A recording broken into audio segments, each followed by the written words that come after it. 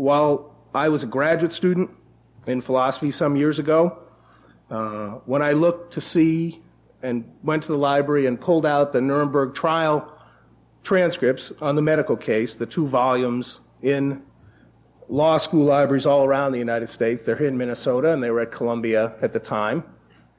I was bothered because, as far as I could see, only one person had taken them out in the previous 20 years, 30 years, that no one seemed to have looked at that record.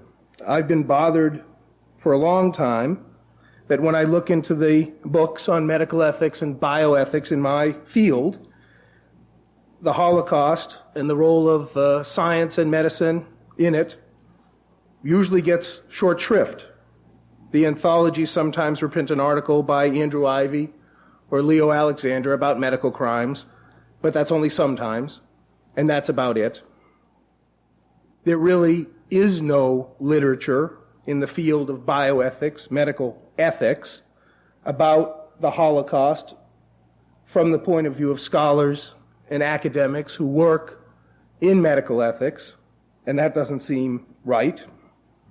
So that when I look at the scholarship and when I look at the ability of my own field to try and grapple with the events of the Holocaust, I would have to say not adequate. When I look and have listened to my friends and colleagues dismiss out of hand the role played by medicine and science in the Holocaust as the involvement of fringe members of the health professions, fringe scientists, or only people who were forced, coerced, threatened into participation, I know that this does not square with what I believe to be true and what I think can be factually shown to be true about the involvement of medicine and science with euthanasia, genocide, torture, sterilization, racist theorizing, and murderous public health policies. And as Irv Wise commented in his remarks, I've heard too many friends and colleagues refer in contemporary debates incautiously in talking about topics in bioethics to the Holocaust, in arguments about euthanasia and living wills, in arguments about the treatment of imperiled newborns, in arguments about rationing care for the elderly or the poor, in arguments about genetic engineering, in arguments about abortion, in arguments about the use of fetal tissue for transplantation, in arguments about health promotion. We sometimes actually hear people say jokingly, but they say it, in Minnesota there are just too many health Nazis. But they say it. In arguments about public health policies and AIDS. There is a belief that the historical events of the Holocaust were particular and unique to Nazi Germany, that they are aberrant as far as civilized societies go. Yet Germany, in the period of the 1920s and 30s and 40s, was the home of the premier medical, scientific, technological expertise in the world. I do not believe that medicine and science were kicked, dragging and screaming into the Holocaust. Indeed, I believe in many ways they facilitated the Holocaust. And I do not believe the Holocaust could have unfolded in the way that it did without the active cooperation and leadership provided by mainstream, reputable science and medicine. So the aims of the conference, and the aims of some of my setting a framework for it, are fairly clear in my own mind. And I know what the agenda is that I've had in trying to think about this. And since it's the agenda I suspect that inspires our deliberations over the next few days, I don't mind sharing them with you, even though they're personal. First, to establish role, responsibility, and complicity of medicine and science in the Holocaust. Second, to encourage inquiry into why and how medical involvement in genocide, torture, exploitation, and racism occurred. Third, to encourage research by those in bioethics into the events of the Holocaust in order to assure accurate understanding of what happened, why, what ethical rationales were used to justify complicity in murder and torture, and to understand the limits and boundaries of the appropriate invocation of the Holocaust in current disputes in bioethics. It's certainly important that we assess the adequacy of existing protections, educational, legal, and regulatory, to protect against abuse of persons at the hands of healthcare professionals and scientists, even those who think of themselves as having nothing in common with German science and medicine. I hope that we will raise questions, too, about the ways in which perhaps analogous abuses are occurring even in our own time. Maybe they'll get addressed at some future meeting or symposium. That we might ask ourselves questions about medical research in South Africa, or the exploitation of Native American peoples in radon studies here, or CIA activities, or what we think about the ongoing studies of radiation victims from Hiroshima and Nagasaki, which provoke great discussion and moral anguish in Japan, even to this day. Those things aren't going to be settled here, but I hope we leave here thinking further about them. I hope, in other words, to set an agenda that goes far beyond questions of the use of information from Nazi experiments and torture, to have us think about the role that medicine and science played in providing the scientific underpinnings for racist ideology in the Third Reich, and to try and understand how it was that mainstream, reputable scientists from the most advanced scientific and technical society of its time could lead the operation of the trains that led to the ovens that led to the crematoria. It seems to me that's the challenge that my field has to wrestle with. And it seems to me important that it wrestle with it, because without those events, there isn't a field that I'm in. It's as simple as that. The field of medical ethics or bioethics comes out of the ashes of the Holocaust. And yet, there hasn't been, in my opinion, an adequate attempt to deal with that reality. Well, what are some of the ethical questions that we're going to have to grapple with for the next 2 days? One is certainly central. Can good come from evil? Is it possible to somehow take what is evil and vile and wrong and make something of benefit come from it without becoming tainted by the evil? Second, how is one held morally responsible and complicit for crimes and evil? And what sorts of excuses are not acceptable? And what sorts of modes of evading responsibility are not acceptable? Third, are there certain areas of scientific inquiry that should be off limits? Then, now, and tomorrow. Fourth, what are the limits of scientific and medical activities in support of state or social interests and objectives? What can medicine say vis-a-vis its ethical obligations and duties, vis-a-vis society and the state? What will it do? What won't it do? And lastly, are there moral prohibitions that are specific to those who work in the sciences and the health professions that do not apply to others, but that are specific here because of the nature of the relationship and dependency that exists between those who are the beneficiaries of medicine and science and those who can provide it? Well, let me move to try and bolster my claim that science and medicine were intimately involved in the Holocaust, that this was not the activities of fringe participants, that it was mainstream science and medicine who actively facilitated the Holocaust and then carried it through. I've tried to do this by supplying you, I hope many of you picked it out outside, with a chronology, science and medicine in Nazi Germany, a chronological overview, in which I tried to trace the involvement using selected examples from 1913 on through the war, and then some of the events following the war. And I'm going to be referring to that a little bit. But let me preface my review of what medicine and science actually did by a few observations. First, I do not doubt that the Holocaust would have occurred in Nazi Germany and under the Nazis with or without medical and scientific involvement.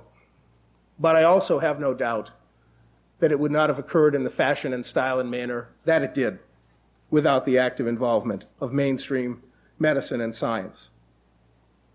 It seems to me also important to stress that medicine, the health professions, public health officers, and scientists were not dragged kicking and screaming and protesting into the Nazi Party. They, in fact, were early and active supporters, many within those professions of the party and what it stood for, and they remain long-standing and active participants and supporters of the party after many others had turned away. It's also important to say that Nazi ideology was rooted firmly in racial biology, which was promulgated by internationally respected mainstream scientists. And it's also important to note that euthanasia and genocide were couched in medical and public health terminology provided by scientists and physicians. It seems to me, in other words, that a distinct and distinguishing aspect of the Holocaust is the fact that it occurred under medical supervision, with scientific support, and the involvement of mainstream medicine and science from the most technologically, scientifically, and medically advanced society of its time. I don't say that's the only thing that's unique about the Holocaust, but what I do say is that that is a dimension of mass killing and genocide that is particular to the Holocaust. Well, what was the level of involvement? I'm not going to review the whole chronology for you. You can look at that, the one I've developed when you have time. Let me simply point out, by just looking from 1913 up until the outbreak of the war in 1939, the degree to which science and medicine were involved in laying the foundation for the Holocaust. In 1913, Eugen Fischer, an anatomist and a well-respected one at Freiburg University, published a book about mixed-blood people in Southwest Africa, recommending that they be offered only minimal protection by the authorities as a race inferior to ourselves. In 1918, Herman Siemens publishes a widely read article, What is Race Hygiene?, in which he warns that the quality of the human race will decline if the genetically unfit are allowed to breed more than the fit. In 1920, Alfred Hoche, professor of psychiatry at Freiburg, and his colleague there, Rudolf Binding, publish a book, Permitting the Destruction of Lives Not Worth Living. They maintain the right to life has to be earned and justified, that it is not simply assumed or granted. And they argue that those incapable of human feeling now live in the mental hospitals should be destroyed out of compassion as a humane act. In 1923, Hitler, while spending some time in jail, reads a textbook, Principles of Human Heredity and Race Hygiene. Two of the editors of the book are Eugen Fischer and Fritz Lenz. He incorporates some of the race hygiene theory advanced in that textbook right into Mein Kampf. In 1927, the Kaiser Wilhelm Gesellschaft, the most important institution for promoting the study of science in Germany, creates the Institute of Anthropology, Human Heredity, and Eugenics in Berlin. Its director is Eugen Fischer, who becomes chairman 2 years later of the Committee on Racial Crosses of the International Federation of Eugenic Organizations. In 1929, 42 male and 2 female physicians formed the Nationalist Socialist Physicians League to coordinate Nazi medical policy and, quoting their founding document, to purify the German medical community of the influence of Jewish Bolshevism. In 1931, Fritz Lenz publishes the 3rd edition of his widely read human genetics textbook, in which he calls National Socialism applied biology. In 1931, still many years away from the beginning of the war, Himmler orders that members of the SS must obtain permission to be granted for marriage on grounds of hereditary and racial health. Fritz Lenz, by now a prominent scientific supporter and provider of scientific underpinnings for the party, calls this a very worthwhile exercise. By January 1933, 2,800 doctors, 6% of the whole medical profession, have joined the Nazi Physicians League. It's 3 times the rate for the general population. It's 15 times the rate for judges. By July 14, 1933, the law for the prevention of genetically diseased offspring has been enacted.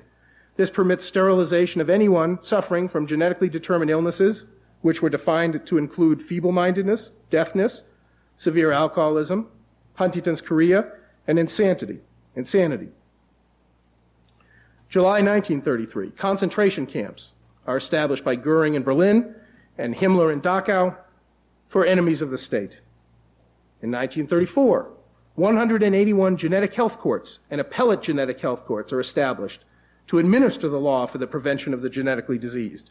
Doctors are required to register all genetic defectives as defined by the law earlier and to undergo training in genetic pathology in order to identify them. Fisher and Lenz, in March of 1935, with other doctors and civil servants, discussed the problem in a series of newspaper and magazine articles of what to do about the Rhineland bastards, so-called, mixed-race children resulting from the occupation of the German Rhineland after the First World War by French colonial troops from Africa. September 1935, the Nuremberg laws are passed, which exclude Jews from citizenship, prohibit marriage and sexual intercourse between Jews and citizens of Germany or of German blood. All prospective marriage partners are to be examined by a physician to prevent racial pollution. In 1936, psychiatrist Robert Ritter starts a study to identify who are gypsies in Germany. I won't go into it now, but eventually that study is used to exterminate all 26,500 gypsies in Germany according to Ritter's biological classification system. In spring of 1937, the sterilizations of the Rhineland bastards are carried out. In March of 1938, Professor Kleist at Frankfurt reports on the mental hospital nearby at Herborn. It was one of several where the killing of patients through hunger and untreated illness have become established policy. His report concludes, as long as there is no law for the destruction of lives unworthy to be lived, those who are beyond cure have the right to humane treatment which assures their continued existence. Expenditure on these unfortunates should not be allowed to fall below a certain minimum level. He's fired. Sometime later, 5 professors of psychiatry, along with Professor Lenz and other SS doctors, draft a law to permit the killing of psychiatric patients. In a lecture in 1939, in June, Fisher argues, when a people wants, somehow or other, to preserve its own nature, it must reject alien racial elements. And when these have already insinuated themselves, it must suppress and eliminate them. The Jew is such an alien, and therefore when he wants to insinuate himself, he must be warded off. This is self-defense. In saying this, I do not characterize every Jew as inferior, as Negroes are, and I do not underestimate the greater enemy with whom we have to fight. He means the Soviet Union.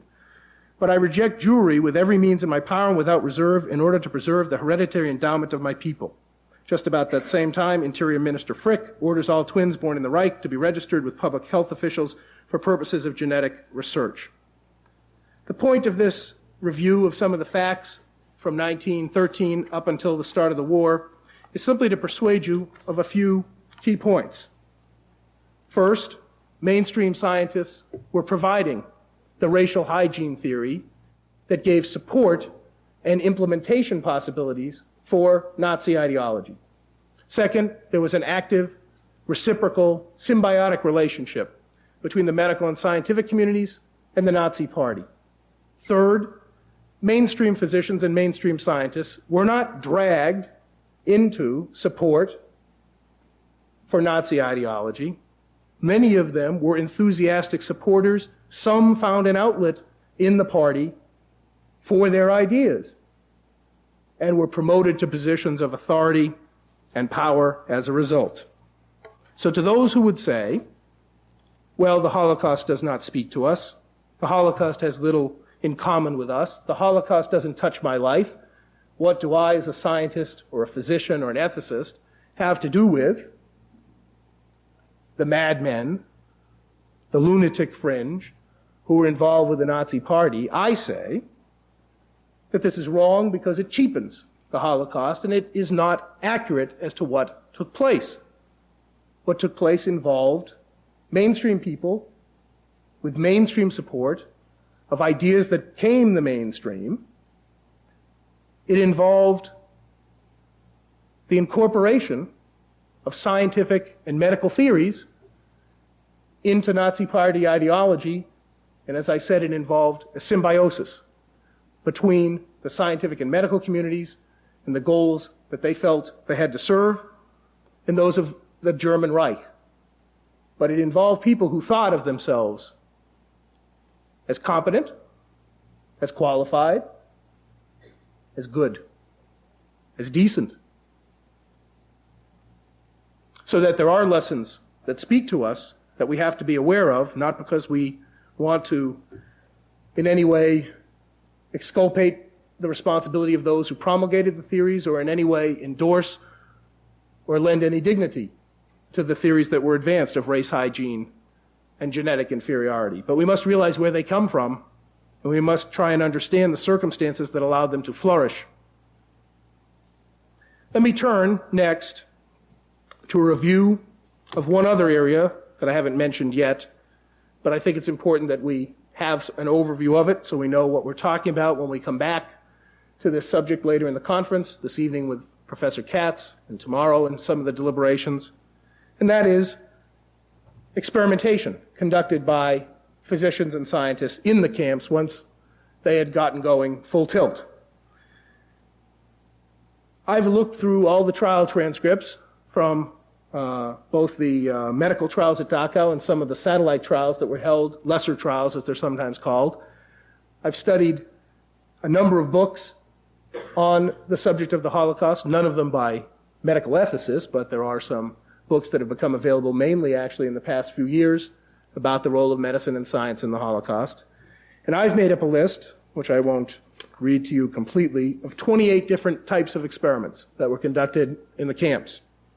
They range from typhus vaccine trials and high-altitude decompression trials and experiments to make seawater drinkable and the hypothermia experiments and experiments to find cures for malaria, phosgene gas, mustard gas experiments, to horrible experiments where people are given wounds, women at the Ravensbrück concentration camp to simulate war injuries in order to see whether drugs would be effective in their cure. They're shot. They're cut with glass. The wounds are stuffed with infectious and dirty materials in order to simulate the battlefield. And the women are left night after night to scream in their bunks while pus pours out of these wounds. And then some are treated and some are not, using a fairly typical random clinical trial technique to assess the efficacy of different regimens that the physicians are hopeful will prove useful on the battlefield. The experiments include methods of how to effectively and efficiently kill people. What's the best way to do it? And anyone who doubts that mainstream science and medicine had to be involved in the Holocaust has not grappled with the technical, daunting technical problems of trying to kill 20 million people efficiently, cheaply. And it took a lot of experimentation to come up with a method to do it. Phenol gas, injections to the heart, different types of shooting, and ultimately different forms of gassing. These experiments were carried out at different times in the camps. And those who had an interest in the racial hygiene theories also wanted to have data available and material available to prove their findings. And so many tissue samples, skulls, skeletons, are sent to anthropological institutes in Germany and in occupied areas of France for study and examination. Extensive collections are established of abnormal brains of Jewish Bolshevik commissars, of gypsies, of people with schizophrenia, epileptics, in order to confirm the racial hygiene theories. There are extensive studies, too, of the effects of psychological fear on ovulation. Women are brought to camps, sent up to the shower rooms, told they're about to die, and then brought back to the bunks to see what happens to their menstrual cycle and their ovulatory period. And there are extensive studies as well done in the camps of twins, of dwarves, of people who have interesting phenotypic characteristics, and an extensive set of experiments conducted on how to effectively and efficiently sterilize people. The network of experimentation in the camps is large. The level of competence in carrying through these experiments is debatable, but there's no doubt that many of the people who did them were reputable, mainstream, university-affiliated scientists and physicians, that their credentials could not be questioned. When the research of the sort that I've described across a spectrum falls into the area of military interest and application, then the qualifications of those called upon to commit these tortures on innocent, involuntary victims goes up. When some people are left to their own devices in the camps, they concoct their own strange experiments and carry them out. One of the most repugnant that I've come across is the attempt by Mengele to change eye color, to see whether it would be possible to change brown eyes to blue using injections, because that would help Aryanize conquered peoples who had somehow lost some of their genetic purity through outbreeding with inferior races. You can't simply look at any of these experiments and say anything in common about them. They all have their own uniqueness and particularities as to why they were done, who did them, what they thought they were doing, why they were undertaken. And as I'll explain to you in a minute, the people who did them all had their own rationales for undertaking them, when some of them, although not all of them, were put on trial at the end of the war. Let me simply describe to you two particular sets of experiments, since I think they'll come up during the course of the next 2 days, so that we understand that we're talking about real people who were tortured and died. One set, the decompression studies, done at Dachau from February to May 1942, using 200 subjects, resulted in at least 80 deaths. These were experiments in which prisoners were put into decompression chambers. The purpose was to figure out what altitude and barometric pressure men could survive under, because the Germans were keenly interested in perfecting the jet airplane. And they wanted to know how high pilots could fly without passing out or dying. They also wanted to know what the best means were for resuscitating people who'd suffered decompression injury.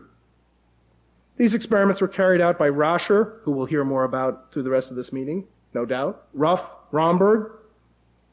They were carried out on criminals. They were carried out on Jews. The people who were in them were put into these chambers. The pressure was evacuated. They clawed at the walls. They tore at their hair. They tried to kill themselves. Some had their eyeballs blown out of their heads. Some lived. Some went back into the chamber a second time. The results of these decompression studies were presented many times at different meetings of the Luftwaffe Medical Society. And it's interesting to note that at least Ruff and Romberg, as far as I've been able to tell, came to the United States at the end of the war to contribute to the American military effort to develop a space program. In the hypothermia experiments, the freezing experiments, these are conducted in 3 phases, August 1942 to May 1943. About 300 subjects used, but 400 experiments are reported to have been done. Some subjects were used more than once. Again, it's reported that were about 80 to 90 deaths. In the first phase of these experiments, August to October 1942, under the supervision of the Luftwaffe, Professors Hosenlerner and Fink are called from the University of Kiel to come to Dachau and work with Rascher, since he had done a good job with the decompression studies, by the Luftwaffe in order to conduct experiments in order to understand the effect of freezing cold on the human body. Cold water is mixed in vats, specially prepared with water and ice, and the subjects are placed in naked or in suits, specially designed protective suits. Some are given narcotics, some are not, and they too suffer terribly. They scream, they yell, they beg to be killed. The experiments are conducted. Approximately 15 to 18 people die out of the 50 to 60 prisoners who are subjected to this.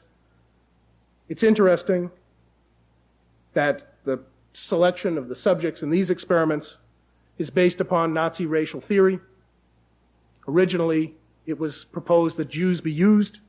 They were rejected as not close enough to the German pilots and seamen who were supposed to be the beneficiaries of this. So eventually, non-German nationals, political dissidents, left-wing German political prisoners, and Soviet prisoners of war are brought in to conduct these trials as the subjects because they're believed to be more racially analogous to the people who will be the beneficiaries of the findings as a result of their participation in the war. In the second phase, the so-called warming experiments of the hypothermia studies, hot baths and warming by the human body are proposed as possible ways to reheat victims of freezing. 4 female gypsies are brought to the camp to rewarm men who've been frozen to the point of unconsciousness. One is excused by Rasher. She looks too Aryan. She can't possibly be a gypsy.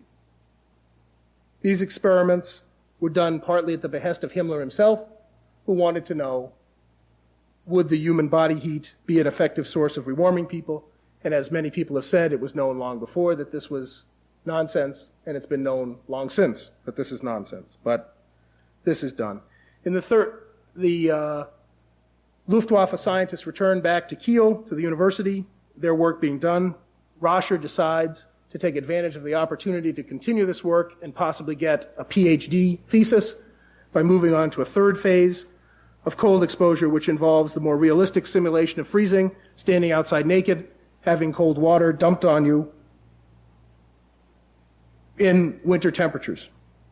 And he begins those experiments, and I'll just conclude this review of what we're talking about when we talk about experiments by saying they had to stop them because the screaming was too disruptive for the camp. So he actually began to write to Himmler for a new location. No one could bear listening to this. And this is in the middle of a concentration camp, so it must have been some level of horror.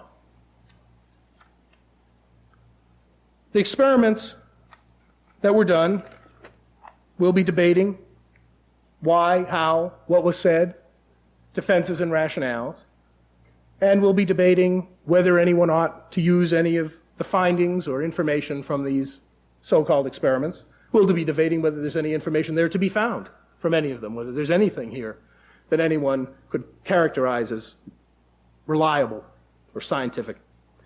I simply want to say that we have to keep in mind the suffering of the victims, what it meant to have pus pouring out of your leg when you'd had it slit open and stuffed with some putrid agent, or what it meant to be frozen outside in a tank and scream all night long to the point where even in a concentration camp, no one could bear it. Those are the ghosts that we have to reckon with as we think about these questions of what to make of the data. That leads me to the next subject that I wanted to address, and this may be the most difficult of all in some ways, because it runs the greatest risk of appearing to exculpate or excuse what took place in terms of experimentation, genocide, euthanasia, torture, just on the available innocence. And I don't mean to excuse, but I think of all the issues that have to be grappled with, again, for my field of bioethics, the most obvious and yet the most neglected is, what did the doctors say about why they did what they did?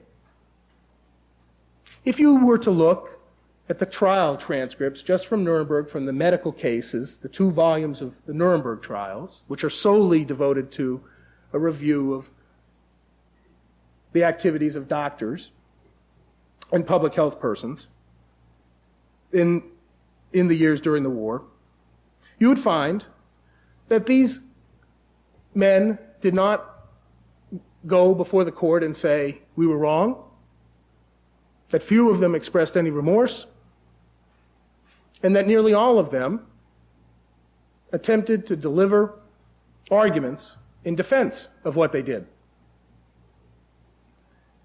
I don't want to commit the mistake that I said had troubled me so much over the years in terms of making a glib analogy to things that people say today about contemporary bioethics events and the arguments that might be made. But as I review for you what, in fact, some of the ethical arguments were, I would only ask you to think a little bit as to whether some of these defenses or rationales echo in things that you may have heard about what we ought to do with prisoners, or the mentally retarded, or people with AIDS, or defective newborns, or people with terminal illness. You see if some of these defenses, ethical defenses, and they were brought forward as such, ring true, sound familiar, resonate. And there are, at least as I can tease out of these testimonies and defenses, 11 different attempts at a defense on ethics grounds. Again, I don't endorse them.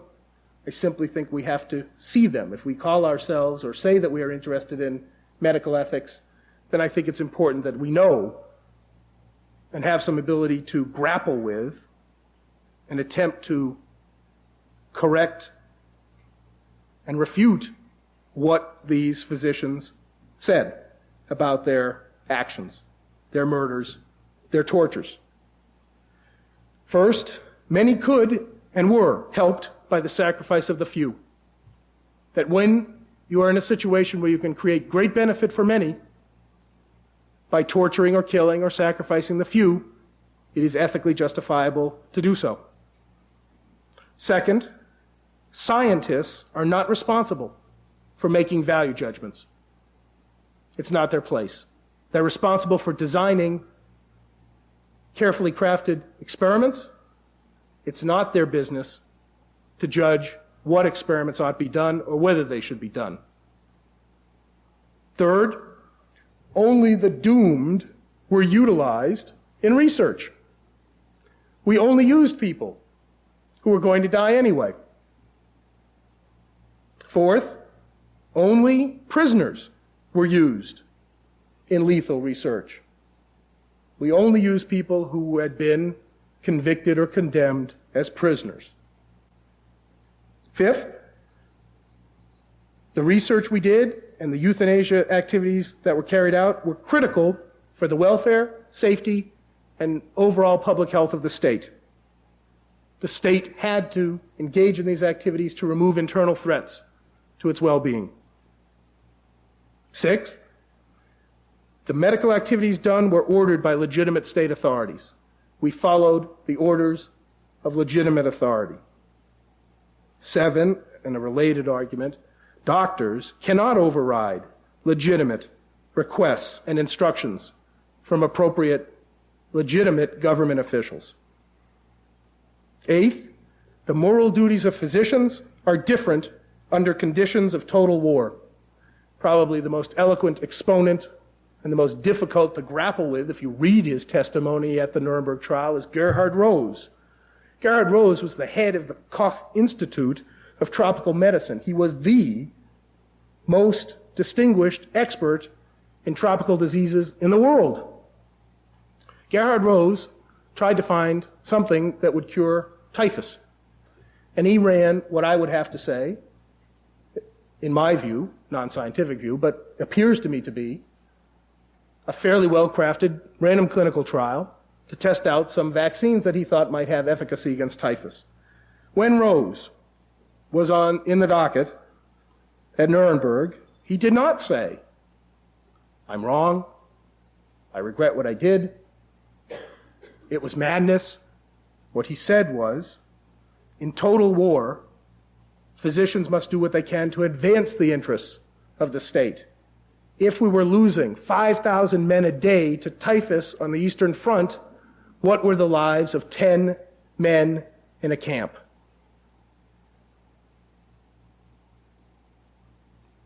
What were the lives of 10 against 10,000, 20,000, 100,000 of our soldiers? And I have to tell you that the prosecution at the trial has a very hard time responding to Gerhard Rose. But that's interesting and it's important because we had better be able to respond to Gerhard Rose today. The 10th argument that I've been able to tease out in reading through the transcripts, the Western nations engaged in similar activities and justified them in the name of state security and national interest. And it's interesting that the lawyers for the defendants of the medical trial were crafty, smart, and able, and they compiled a long record of experiments conducted by British, French, and American doctors in prisons, in jails, in Algeria, in India, at the Statesville prison in Illinois, in which people were put at life-threatening danger for medical purposes, vaccine development, for the purposes of trying to understand all manner of physiological diseases and disorders. And what the defense argued was, you are trying to pretend that in times of war, medicine has special rules, and they're not, and you know it because your own healthcare professions engaged in these very same activities and in similar sorts of experiments during the same period. And the last argument that is advanced is that there is no legal concept of crimes against humanity, that there is no such thing as the crime of genocide, and that the charge can't stick because it doesn't exist. And I have to tell you, if you look again at the trial transcripts very carefully, you will find that the prosecution half believes this. There is no international agreement and covenant about genocidal crimes at the time, and the prosecution has to struggle very hard to come up with a legal foundation for making the case against these physicians, not just for the experiments, but for the operation of the ovens, the selection of the people who would live and who would die, the selection of people to live in forced labor until they drop dead, and the operation of the crematoria and the picking over of the remains of the things that they had burned and destroyed, the human beings that they viewed as objects. As far as I know, there are still nations in the world who have not signed the document that emerged after this trial concerning crimes against humanity and genocide. This one might be one of them that we're in, the United States. For many years, we didn't sign that convention.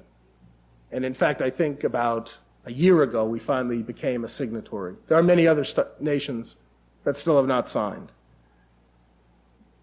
As I read the trial transcripts, I came away with mixed feelings, torn in the way that Irv was describing, because I knew that some people would say, look, who cares what these people said? They're fighting for their lives. They're trying to come up with justifications for what they did. They're desperate. It's the nature of this setting that people will come up with arguments and rationales and defenses. But I don't believe it. And I think if you read the trial transcripts, you would feel that yes, sometimes there are rationalizations, and yes, there are people there who are trying to escape capital punishment or the noose.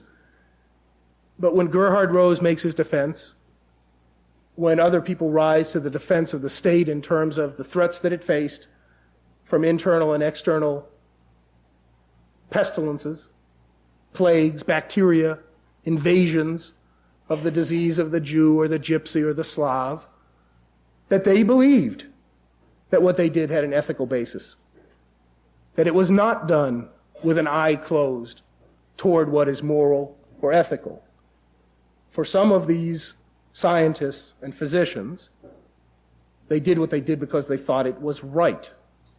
They thought it was justifiable.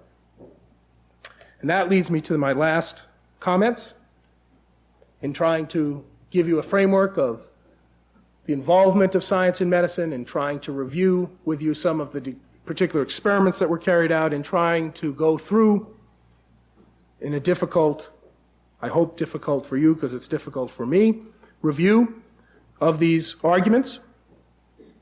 The obvious question becomes, so what do we say back to these 11 arguments? How do we want to respond? Is there any validity to any of them? Do we behave according to any of these principles?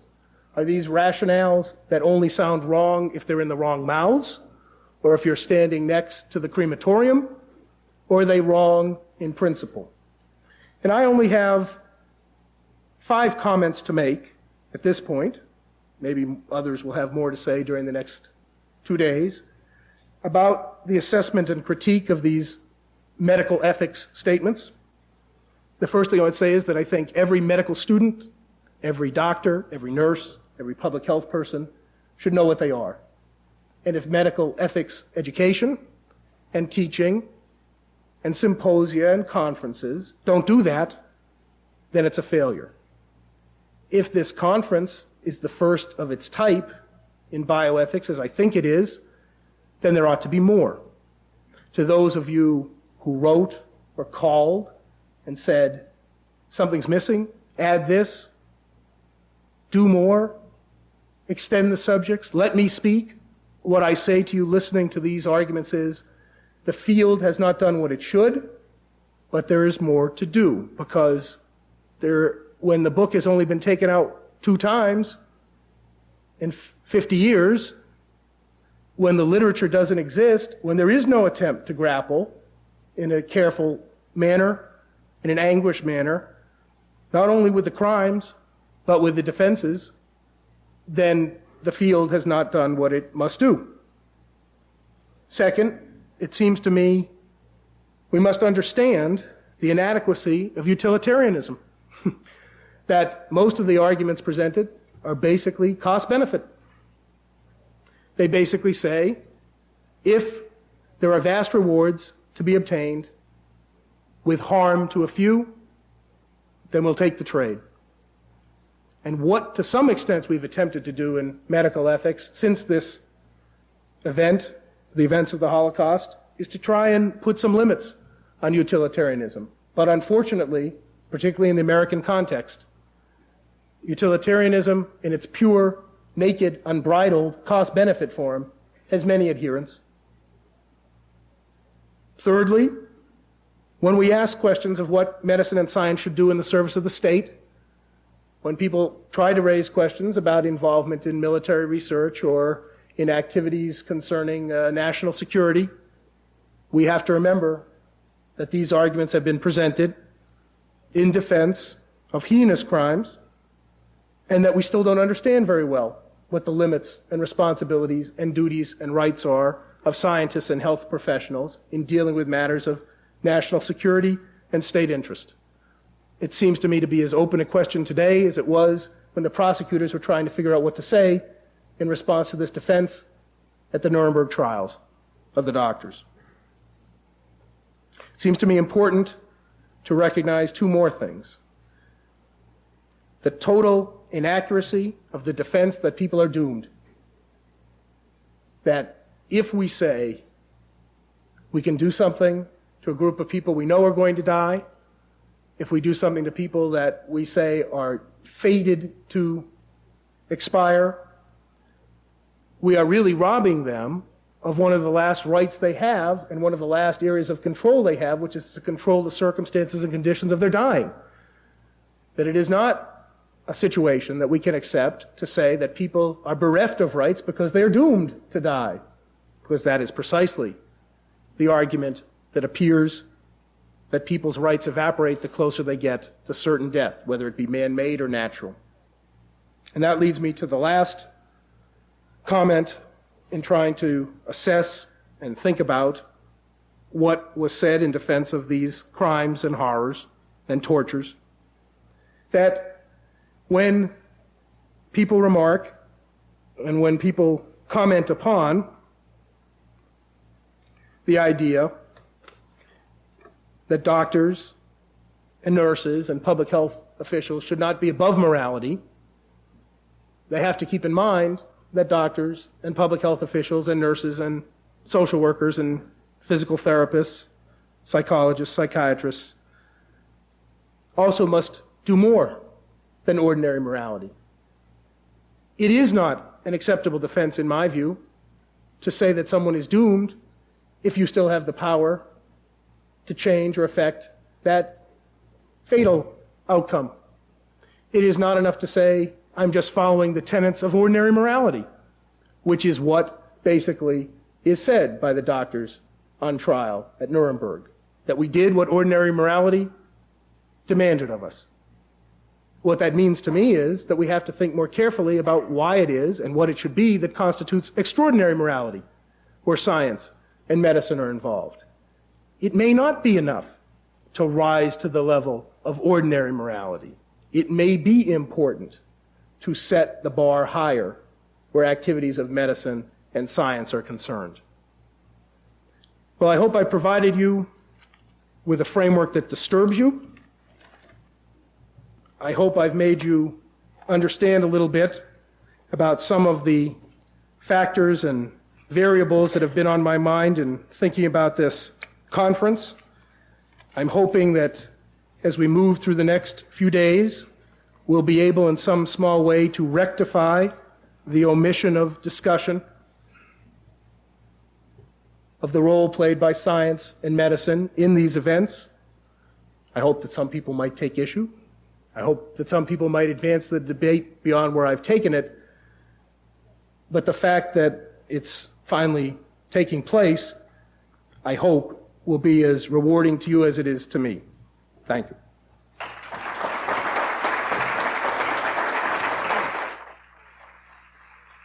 You've heard a very powerful, well-researched, and far-ranging speech, keynote speech by Arthur Caplan for this conference on the meaning of the Holocaust for bioethics. There will be a question and answer session. Questions are being taken from the audience right now. They are being written out by audience members, passed down to those people who are picking them up, and we'll bring you this question and answer session as well. This is a good time to tell you that you're listening to KUOM, University Public Radio, Minneapolis and St. Paul. We'll return you now to the podium and to Dr. Bert Golly. Some of those connections that he sees. I'll give you two examples where I think that I can remember in recent times where someone has said to me something that, having looked through the medical trials and the defenses and arguments that were given, made me feel an eerie presence of those who attempted to explain why they had done the crimes they had done some 45 years ago. Not so long ago, and it happens every once in a while, someone says to me, we have capital punishment in the United States, in many states. Why is it that we do not use prisoners as organ donors? And why don't we kill them in such a fashion that we could obtain their vital organs and tissues to benefit others? After all, these are people who have done great harm.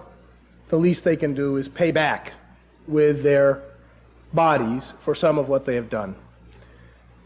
And I hear the argument, and I know what's being said. I understand the case that's being made about can't the state ask this and can't that kind of punishment be reasonable relative to someone who's committed a capital crime. But I think to myself, this is precisely the road that some of the doctors who engaged in lethal experiments believed in when they were administering their experiments in some of these camps, that they thought prisoners lose their rights, prisoners have no control or say over what will be done with their bodies or persons while they are on the road or the path to the means of their death.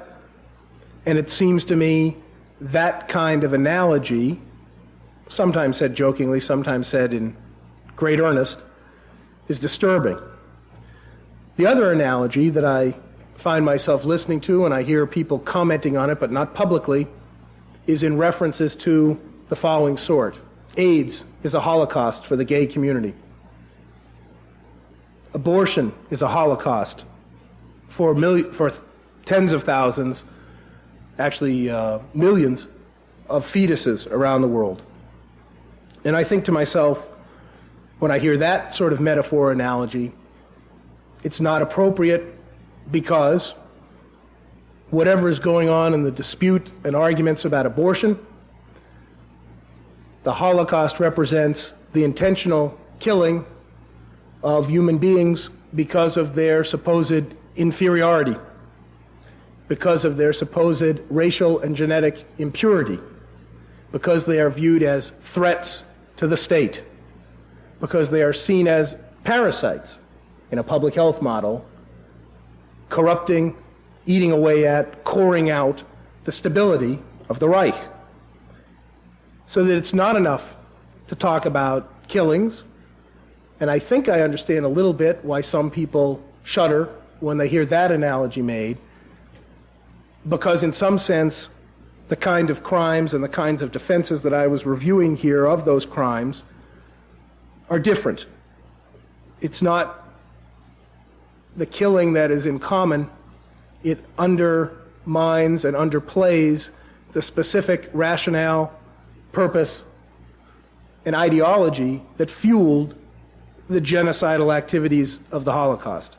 So those are some of the ways in which I find myself thinking these arguments of today, which bandy about the events of the past and the crimes of the past, are not being thought through carefully. We have a number of questions here. I'm going to give you a fairly easy one now. Would you like to sit down and have me stand up? Okay.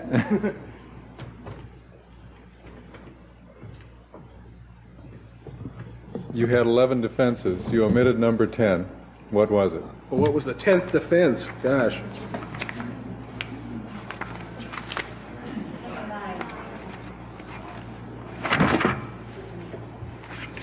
Well, give me a minute. Ask me another question, and I'll look it up here. Okay. Number 9 we're looking for.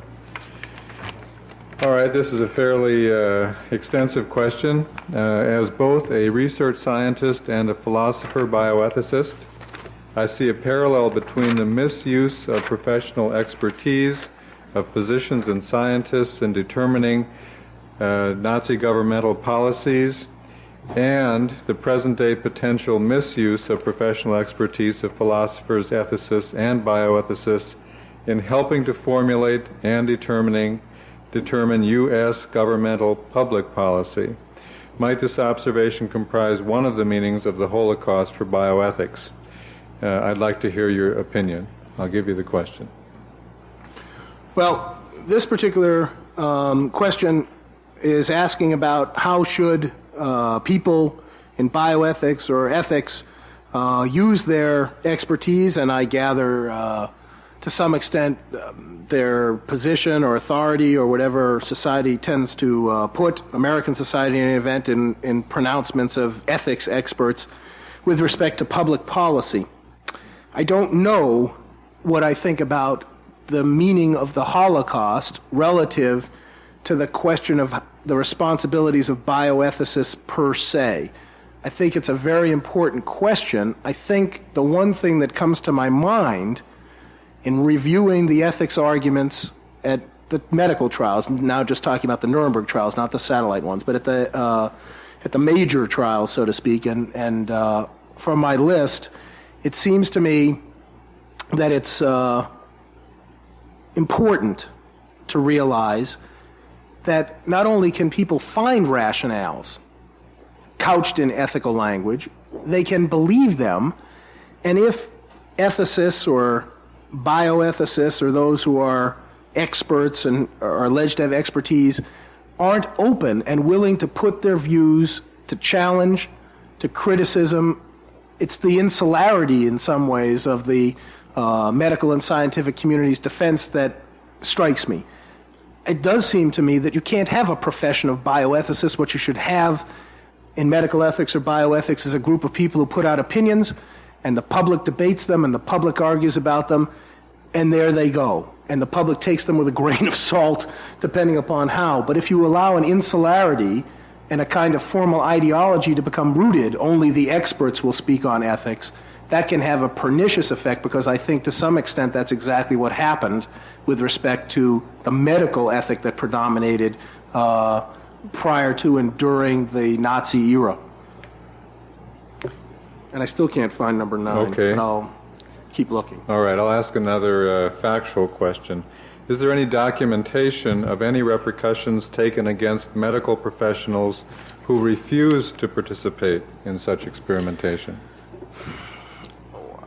there isn't an extensive literature on what happened to doctors and people who did not go along with orders or directives or policies that involve torture, murder, and genocide. However, we do know that in the late 1930s, when euthanasia was being extended into the mental hospitals, was being extended toward handicapped newborns, and was being extended toward the feeble elderly, that there were physicians who said they did not want to get involved in the euthanasia program, and they were not punished. Others were found to take their place, but no jailings or extraordinary measures took place. Robert J. Lifton, in his book of interviews with doctors at the camps, does interview one or two physicians who said they did not want to engage in the process of what was called selection at the camp gate, who would live and who would die. You have to keep in mind that Nazi policy was that physicians had to make the selections of who would live and who would die, the triage at every camp, and later Himmler extended that to involve physicians who were trained in anthropology. Only they could make the selections. Only they were qualified. There were some who said no, and they too were reassigned. They were not shot, imprisoned, or jailed. But there were only a handful of them, and I think that's the extent of documentation about refusals and, that I'm aware of. Maybe others who will speak during the next few days know more, but those are the ones I'm familiar with, but not severe retribution.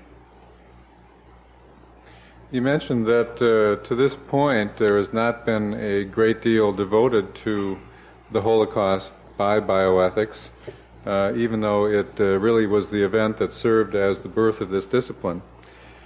The question is, why do you think it is that the field of bioethics, with some major exceptions, J. Katz has mentioned, have devoted so little serious study to these issues?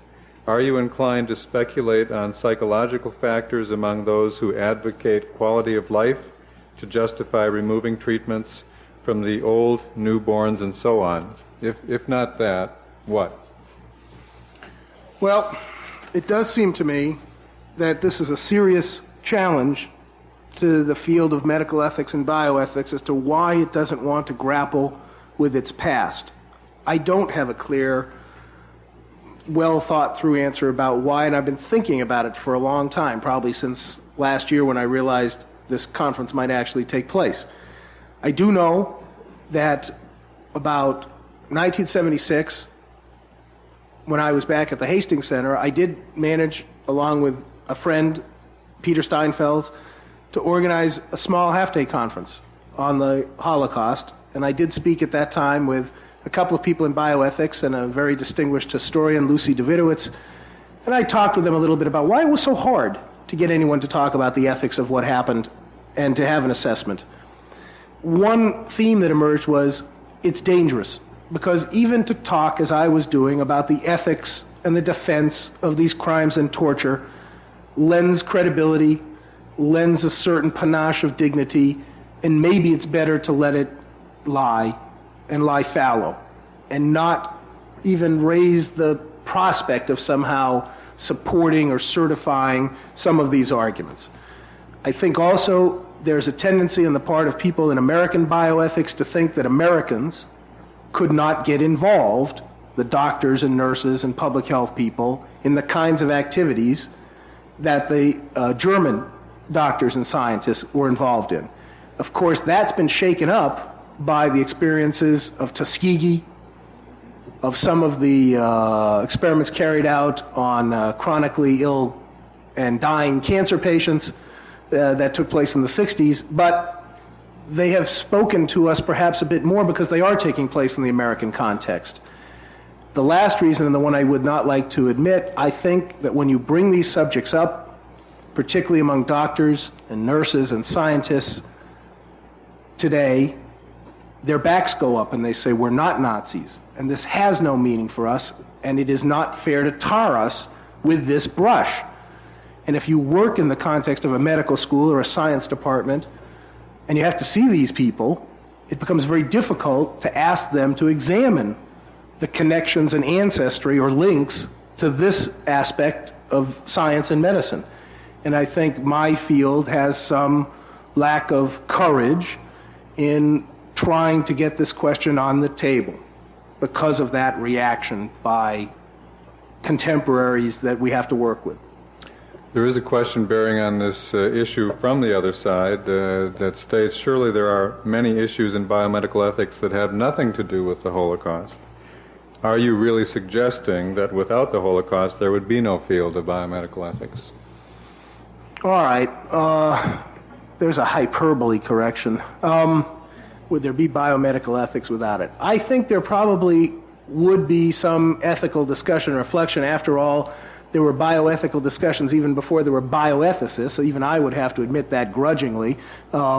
Prior to 1940s, I mean, there are books and occasional articles that appear discussing some ethical issue in healthcare, and there weren't formal bioethicists or medical ethicists running around proclaiming their vaunted moral expertise. So, yeah, on the other hand, it wouldn't be nearly what the field is today with its involvement of people from a wide variety of disciplines and the topic areas that have been the paradigms or foundation stones of what the field is, with special attention to human experimentation, informed consent, committee review, regulation, and oversight. I don't think those would be there. So I'll back off and say, well, I'm sure there would be ethical discussion and reflection at some level within the healthcare professions and sciences about ethical problems, but I don't necessarily believe that bioethics as we know it as a field that's emerged with centers and scholars and institutes would be here. We have number 9, the missing justification. Number 9 is self-preservation of the state allows for sacrifice. Okay, I'll let you read it. Self-preservation of the state allows for sacrifice of minorities or threats to the state. I just Right. misnumbered it. Right, and number 10 was Western societies were also doing similar research. Thank you. Another more factual question. In your chronological overview, the involvement of Ernst Royden was not mentioned. Was he not both a top Nazi ideologist as well as the father of modern psychiatry? Would you comment, please? Rudin should have been mentioned, and I'll get him in the next version of this. He was the head of a parallel institute to the one that Fisher ran of psychiatry. He was an internationally renowned psychiatrist. He played an active role in the promulgation both of the euthanasia policies for the mentally ill. He believed in the hereditary basis of alcoholism. He is a major figure in the field of psychiatry and a major figure in the crimes and murders of the Holocaust, and certainly deserves a listing in this chronology. A question regarding one of the justifications, namely that war alters the moral duties of physicians and other healthcare professionals. Please comment on the U.S. decision to use penicillin for soldiers with venereal disease instead of the wounded. This is not something I'm familiar with, but... When there was a shortage in supplies of penicillin when the drug was first coming forward, there was a kind of policy choice that had to be made about who to give the penicillin to first, people on the battlefield or people who are afflicted with venereal diseases. This would have been, I think, in 1940 or so. And I don't really have a comment on it. I think that the particulars of that decision would be very interesting to examine in terms of how state interest was weighed against the venereal diseases, but I do remember enough about it to know that it was felt that more people who could battle effectively could be returned more quickly to the front by treating venereal disease than they could by treating war wounded. So that the argument was we'd get more fighting men back faster if we treated VD than if we treated people who had been wounded on the battlefield with the scarce supply. A utilitarian argument. Here's a good basic question, especially since you were establishing a framework and a list of questions for us to think about. Could you give us a definition of what is biomedical ethics? 2 minutes, please. Well, I think that biomedical ethics is basically defined by its topic areas. And so I would say the field is focused not so much on a set of skills or the knowledge of a particular set of traditions or theories, but rather it is an attempt to grapple with problems of conduct, problems of character, and problems of policy that arise in the areas of healthcare and the life sciences. So for me, it's the terrain, if you will, or the geography that defines what biomedical ethics is, more than it is saying I have a mastery of a particular set of theories or that I understand particular theological or secular ethical traditions. I think you have to know some of those traditions and understand some of those theories to have some expertise in bioethics, but I think it is the nature of the problems that defines the field more than it is the knowledge base.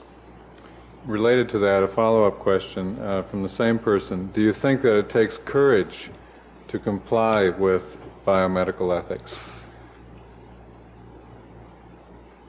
Yes, I think it takes courage to comply with biomedical ethics because I think sometimes the principles and standards and virtues that are asked are beyond what ordinary morality expects.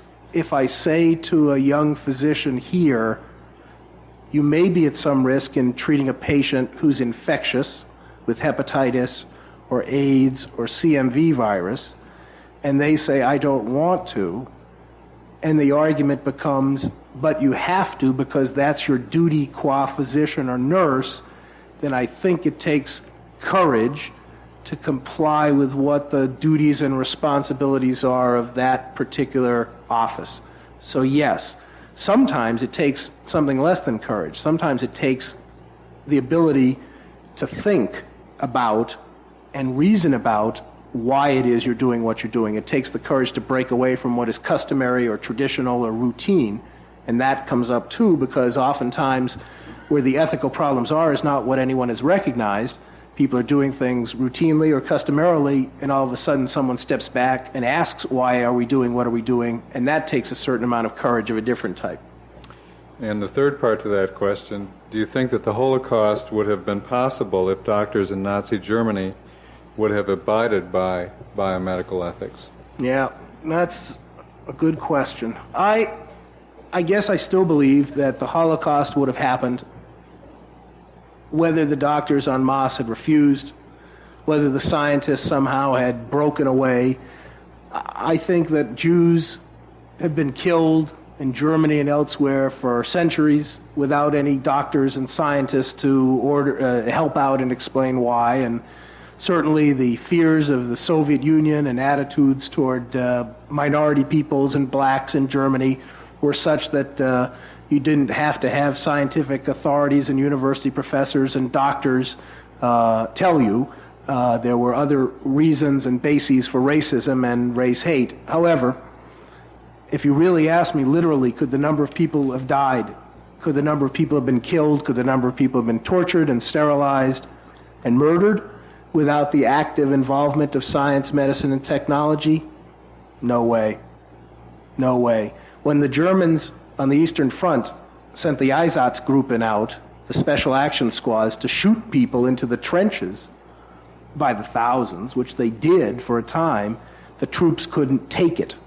They couldn't go from city to city shooting people in the head and children and women and dumping them into trenches. They had to come up with a technology that would depersonalize the killing. And science and medicine and technology provided that technology. So you might have had killing and you might have had the unfolding of terrible events, but you would not have had the degree and dimension, in my opinion, without the active collaboration of the scientific and medical community. Next question focuses on a covenant that often comes up in discussion of biomedical ethics, the Hippocratic Oath. And the question is, the oath was not explicitly mentioned in your comments today regarding ethics in German medical practices. Would you please comment? I'd like to comment on that, but I can't, and I think it's a good question. There is an article that has come out within the past couple of years examining pre-1930s ethical codes and codes of human research in Germany. I don't feel competent enough and qualified enough to talk about that. I think that's a very interesting area to explore. I think it is equally important to realize, and I didn't say this in my talk, but since I can't answer the question, I'm going to add a free remark when we talk about the involvement of science and medicine in Germany with these racial theories, race hygiene theories, and views about the quality of life and so forth. We do have to remember that these were events that were not confined to Germany. In my little chronology, you'll see that the AMA in 1938, I believe it was, refused the request from blacks to become members of the American Medical Association. The Germans reported this extensively.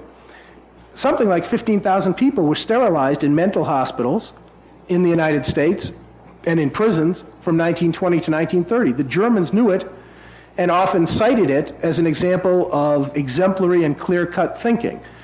There were plenty of people in mainstream science outside of Germany who were involved in these sorts of racial theories, and it's important in some ways to ask not only about the codes of the German medical and scientific professions, but also of other codes that were in place, and why some of the events took different turns that they did in Britain or the United States or in other nations, the Soviet Union too.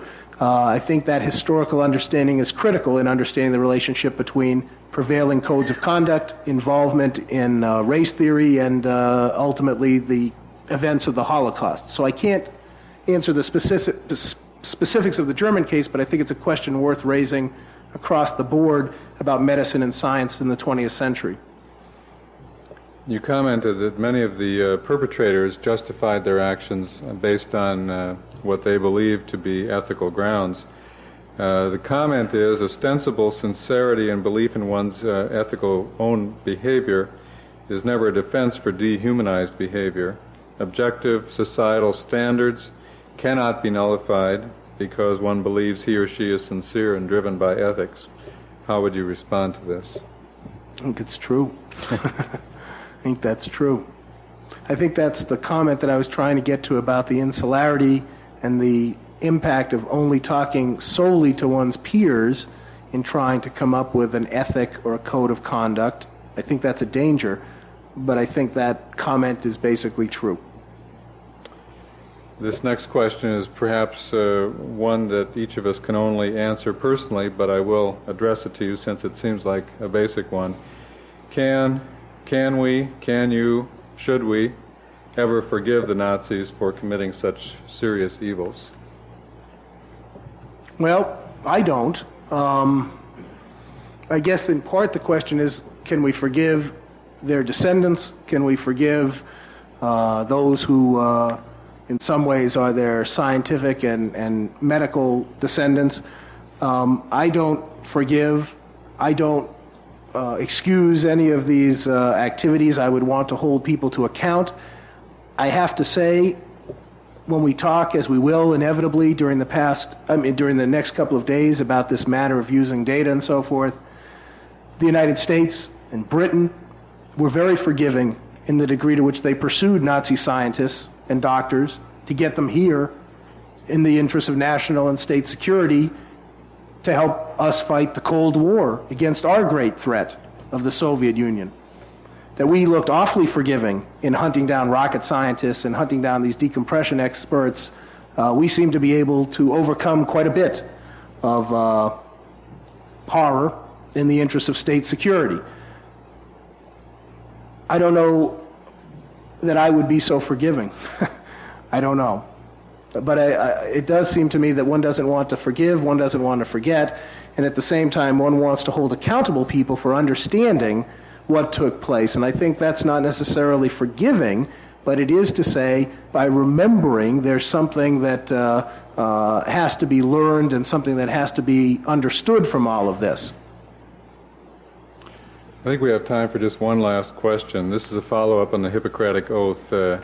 Did Nazi physicians even take the Hippocratic Oath? If not, what was the goal of German medical education between 1913 and 39? Did Hippocrates comment on war's role for physicians?